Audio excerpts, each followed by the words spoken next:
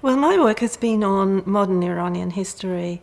I've looked mainly at the 19th and 20th centuries, and I've focused in particular on military history.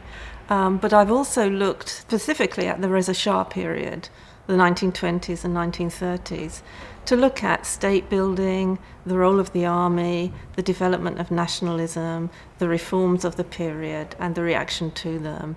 So this has been my general area of interest.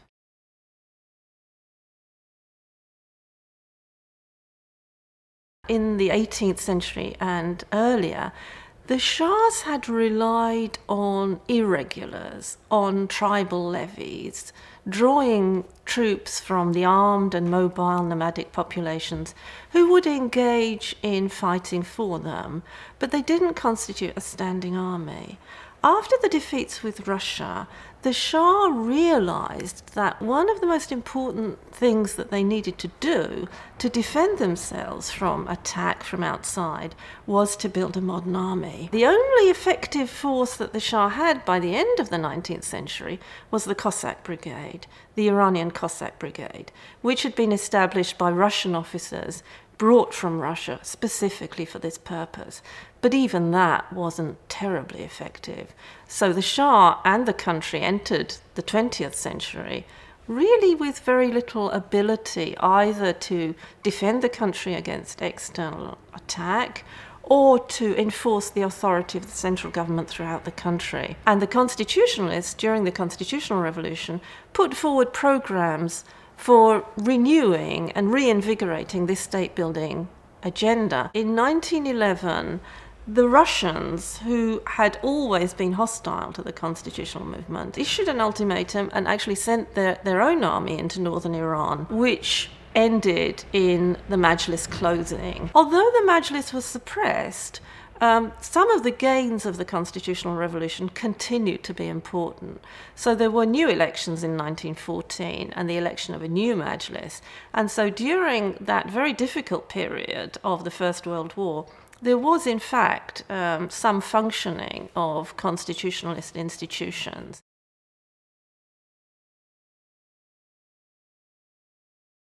About half a dozen European powers, including the US, the Japanese, the Czechs, the Poles, are intervening in the Russian Civil War.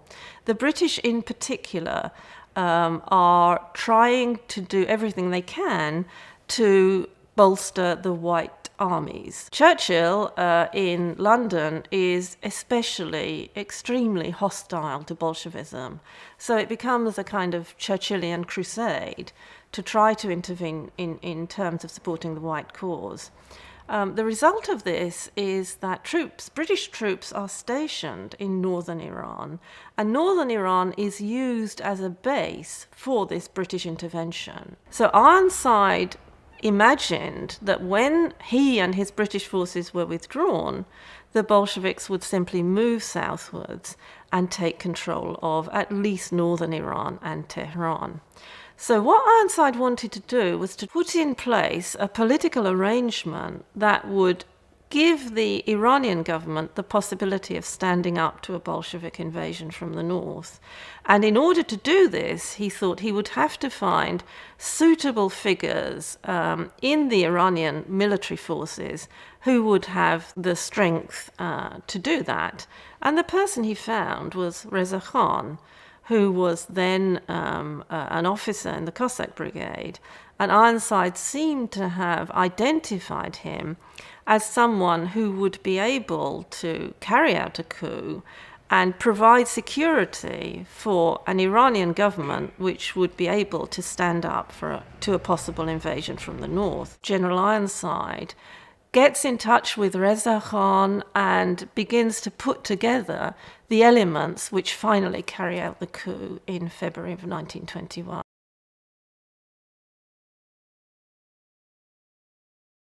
So Rضاشاه arrived in Tehran in February 1921 and began to construct a post-coup government there. He adopts this idea of military modernization as being at the heart of a wider state-building agenda. The first thing he does is to try to unify the army. In 1921, you have essentially two elements. You have the Cossack Brigade and the Gendarmerie. So these two forces are merged. What the army is primarily used for in this period is not what armies are conventionally used for, which is to guarantee the borders of the country. It's really got two other purposes.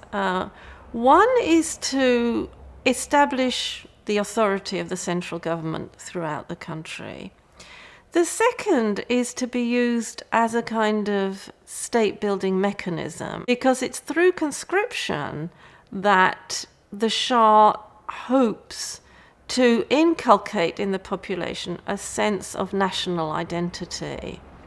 That the process of passing through the ranks of the army would break down local identities and replace them with a sense of Iranian identity and some understanding of the concept of loyalty to the state. So in 1929 you have really very large tribal uprisings, and they do at one point begin to threaten the security of the government in Tehran, although they're eventually overcome. And by the early 1930s, this project of disarming the tribes and bringing them under the control of the central government has largely been achieved.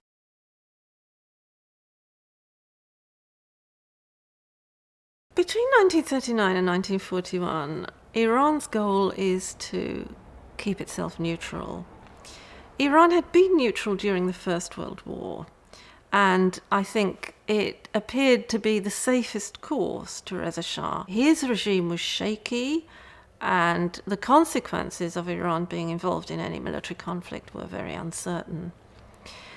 This policy of neutrality survived until the German attack on the Soviet Union in June of 1941. For the British and the Soviet Union, who were allied, of course, Iran was simply too important strategically. When the Anglo-Soviet invasion took place, the Iranian army had been able to do very little. There was some resistance, particularly in the south, but it had very little effect, and the invasion and occupation was carried out. This was an immense blow to the prestige of the army.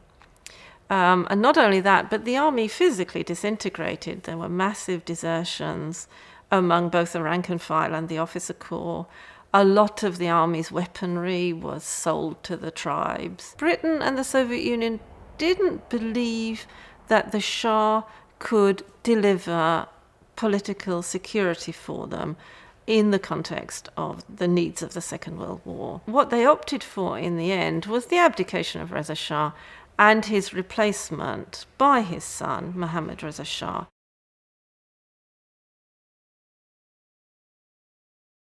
In addition to reconstructing the army of his father, Mohammad Rضاشاه also wanted to reconstruct the dictatorship of his father.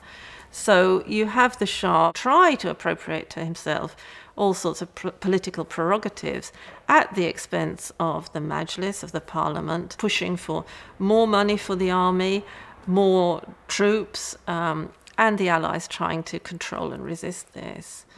In 1946, the Shah uses the army successfully to re-establish Iranian control throughout the autonomous provinces of Azerbaijan and Kurdistan. So although we know that Mossadegh was eventually overthrown by a coup, I think it would be wrong to assume on that account that the army as a solid bloc was in favor of the monarchy. When we look at the 1940s, for example, we can see that the Shah had difficulty in establishing his own supremacy over his senior officers. And in the period of the oil nationalization crisis, again, we see Mossadegh retiring the senior officers who were pro-Shah, but on the other hand, gaining a good deal of support from other officers within the army at slightly lower levels usually, who formed a kind of bedrock of military support for his regime. So I think it would be wrong to imagine that the army was pro-monarchy and anti-Mossadegh. It was much more internally divided than that. And when the coup came, it had to be implemented against considerable opposition within the army as well.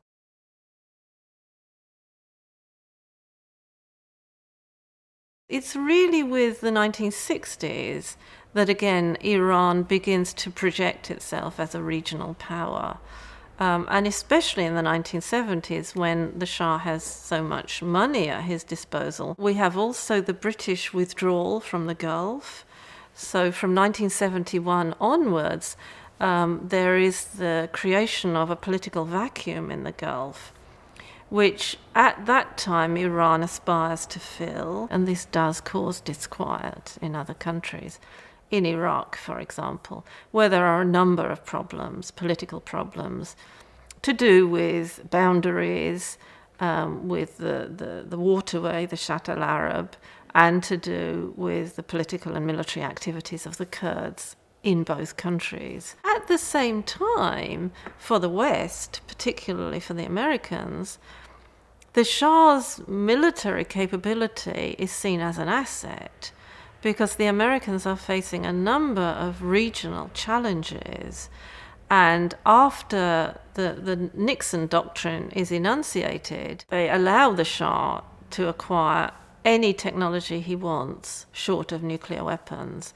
So they're really making him the policeman of the Gulf. And in the 1970s, in fact, the Shah does intervene on the Arab side of the Gulf when he sends the army to suppress the challenge to the Omani monarchy, which is represented by the Popular Front in Dhofar. And when the revolution comes, I think Saddam Hussein in Iraq sees this as an opportunity to reverse this imbalance in power in the Gulf. This conflict is about not just the conflict between Iran and Iraq, but it's about who would be the dominant power in the Gulf.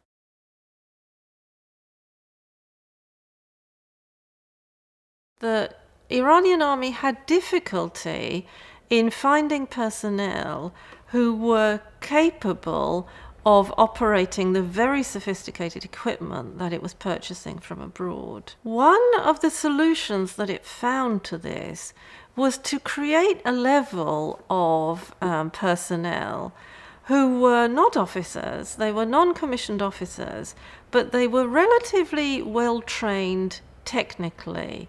This was especially the case for the Air Force. And a layer was created called Homafars. The Homafars were, as I said, non-commissioned officers. Their possibilities for advancement were limited. They were not treated very well, but they were highly competent.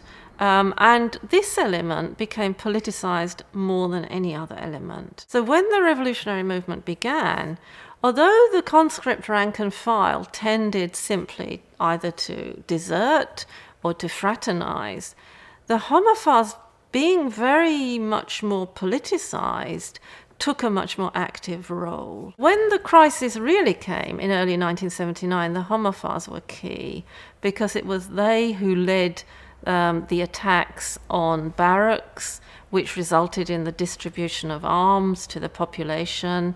It was they who confronted the Imperial Guard, who were the crack regiment loyal to the Shah. So I think the army is significant both because it couldn't defend the monarchy against the revolutionary movement, but also because it actually generated people who were in the leadership of the revolutionary movement itself.